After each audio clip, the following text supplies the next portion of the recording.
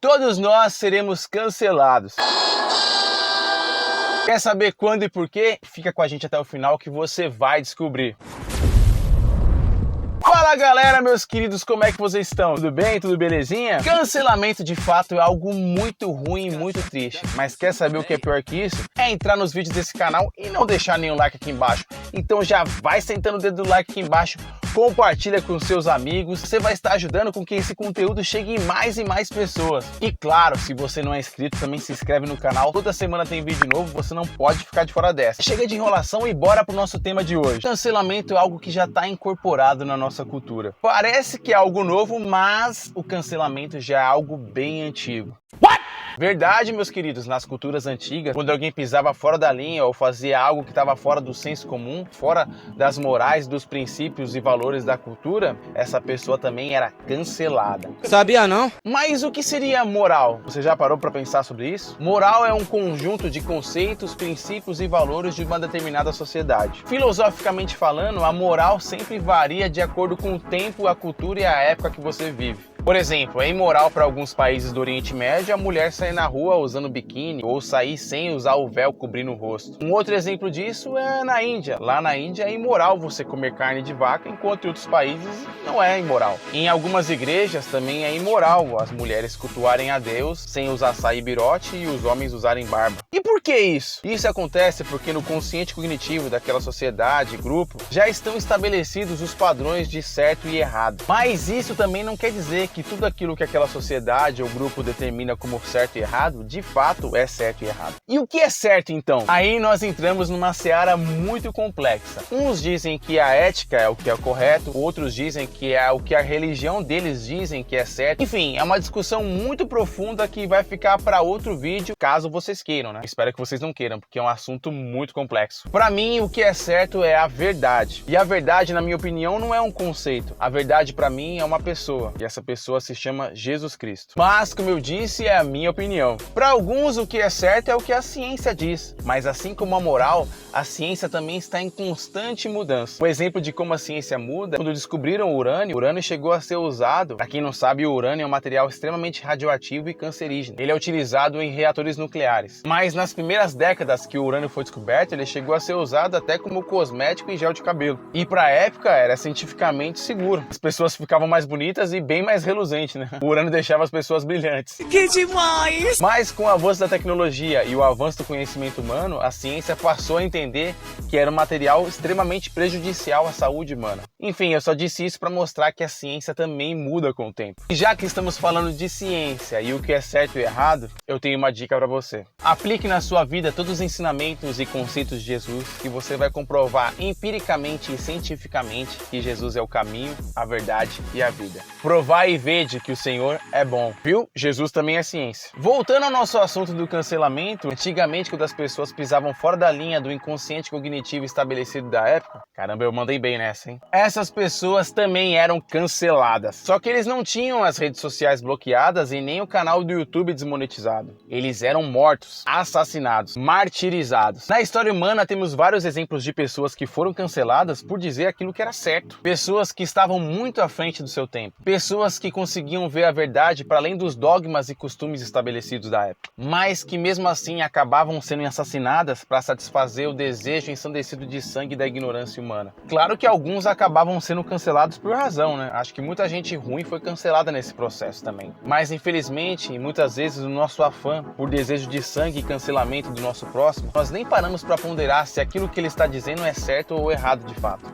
A gente já cancela mesmo, é mais fácil, é mais legal, não precisa pensar. Você quer alguns exemplos de pessoas que foram canceladas por estar à frente do seu tempo? Joana d'Arc, Sócrates, Galileu Galilei, Jesus. Tá vendo como o cancelamento não é novidade? Ele atinge pessoas boas e pessoas ruins, ele não faz distinção.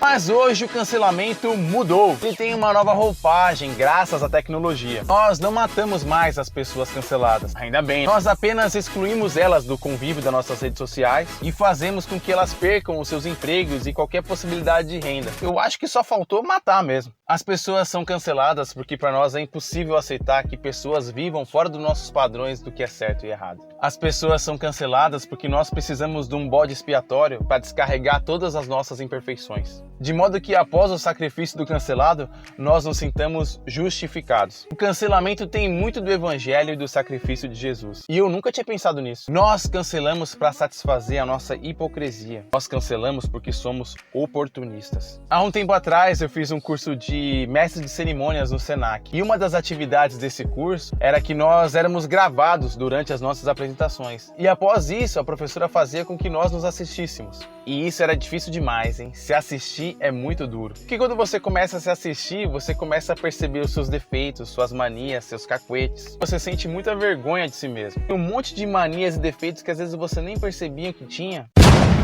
caem como uma bomba na tua cara. Ao mesmo tempo que isso é muito ruim e constrangedor, por outro lado também é muito bom que você passa a enxergar onde você tem que melhorar. E por que eu tô falando sobre isso? Eu tô falando sobre isso porque o ensinamento que eu quero trazer no vídeo de hoje é: todos nós merecemos ser cancelados. Pois se todos nós tivéssemos uma câmera nos filmando diariamente, a maneira como nós nos portamos e tratamos as pessoas à nossa volta, e se depois nós assistíssemos esse vídeo do nosso dia a dia, nós teríamos vergonha da maneira que nós vivemos. Nós mesmos nos cancelaríamos. Porque todos nós somos incapazes de viver aquilo que nós acreditamos e sabemos que é certo. Se nós tivéssemos uma câmera sobre nós e nos víssemos, nós perceberíamos que muitas vezes nós cancelamos pessoas que são melhores do que nós. Por isso que no livro de Tiago, na Bíblia, vai nos dizer que o homem que ouve as palavras e não as pratica é como um homem que se olha de frente ao espelho, mas logo esquece do seu rosto. Por que Tiago diz isso? Tiago diz isso porque a Bíblia é um espelho. Quando nós lemos a Bíblia, quando nós ouvimos a palavra de Deus, ela traz à tona todos os nossos defeitos. Ela traz à tona a nossa incapacidade de cumprir aquilo que tem que ser cumprido. Lendo a Bíblia, nós encontramos vários exemplos de pessoas que agiram errado, mas da mesma maneira nós percebemos que nós, a nossa personalidade, o nosso jeito de ser,